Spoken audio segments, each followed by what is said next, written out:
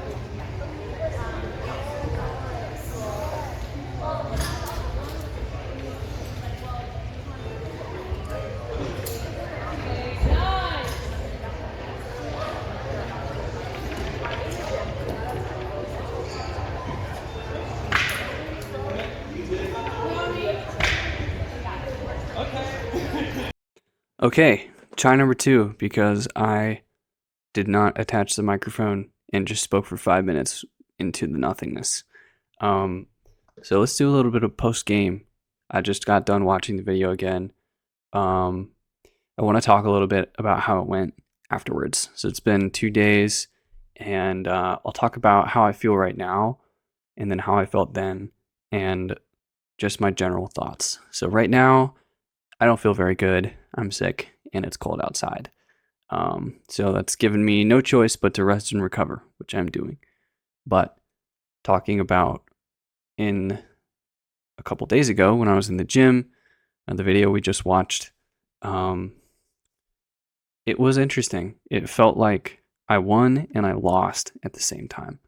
So I showed up and we had a really good warm up. I was with some friends of mine and feeling really good. We got on a 5-7 and we just took a whip at the top to get our blood flowing, to get used to falling, because my friends know that that's one of my goals. And then did a 5-9 and then got on the super steep 5-10. At LEF, there's like vert, and then there's slightly overhanging vert, and then there's like the mega overhang, which resembles like the Madness Cave or a very steep route.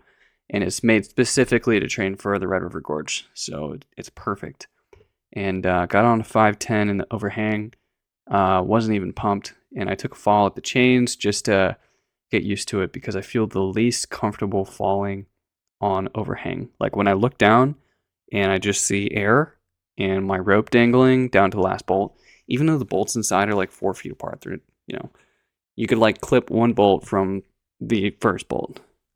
Just still getting over that fear was helpful, and I'm working on it. And so my intention was to try and flash this 5-11 in the mega steep cave. I had never done a 5-11 before, and I'd seen somebody do it, and I was like, I think I can do that. I think I could do those moves. I think I could pull those sequences. I don't know it all, but I'm gonna go for it.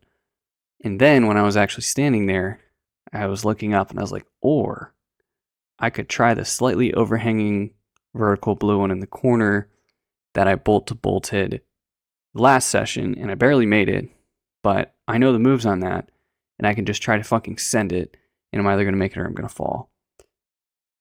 So I went to the one in the corner, and I was just like, I tried this last session and it felt tough, so watch me. I may fall at any time, and I'm just going to fall. And then, as you saw, I proceeded to send it pretty easily, and it was a little bit pumpy, but it wasn't like, now that I know the sequences, it wasn't a limit climb for me at all. And I got down a little bit pumped, but feeling pretty good.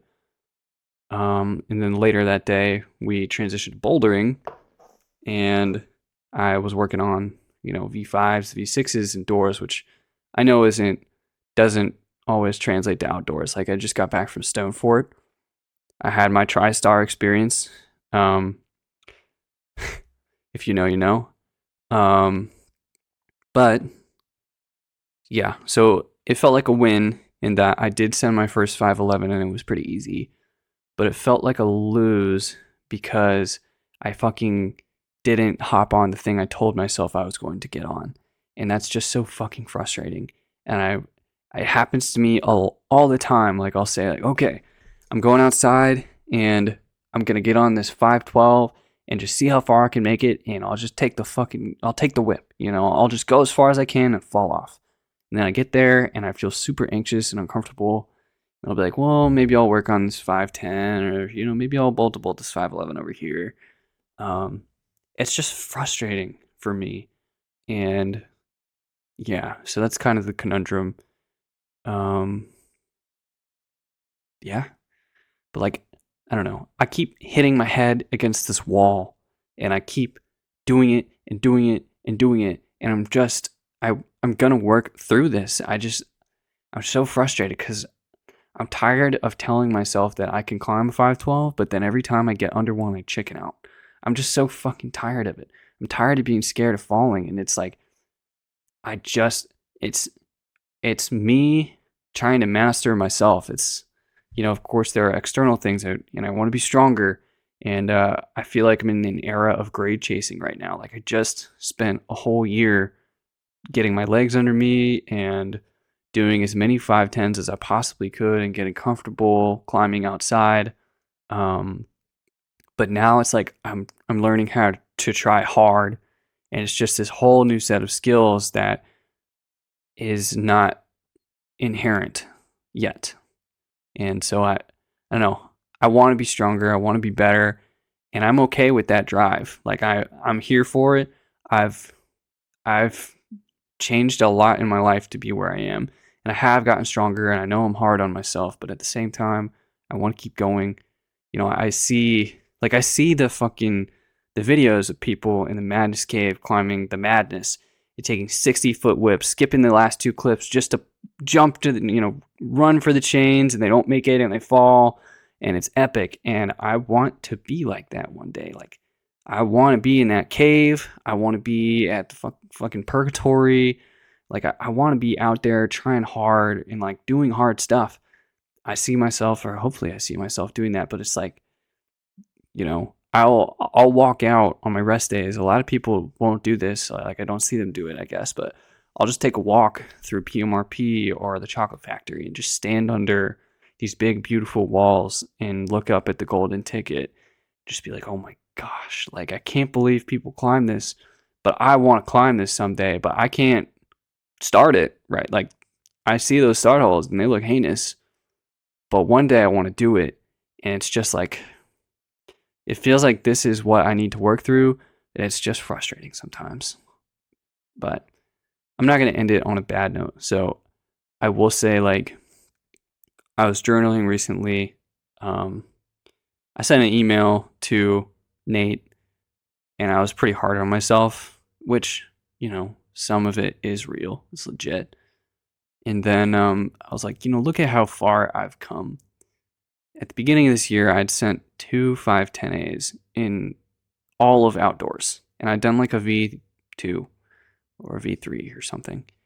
And jump forward 12 months, I've sent over 70, probably 80 510s. And that's not including like all the other stuff that I hopped on and I worked on. And, it's like 280 something routes in 1 year plus 50 something boulders. Like, that's a lot of improvement in 1 year. And I know, like, as a beginner, it's easy to make progress, but I'm still really proud of that. And so I'm looking forward to this new year and these new goals where I'm going to learn how to try hard. I'm going to get comfortable falling, or if I'm not comfortable, I'm going to figure it out. So yeah, thanks for watching. And if you have any advice, let me know. Speak to you soon.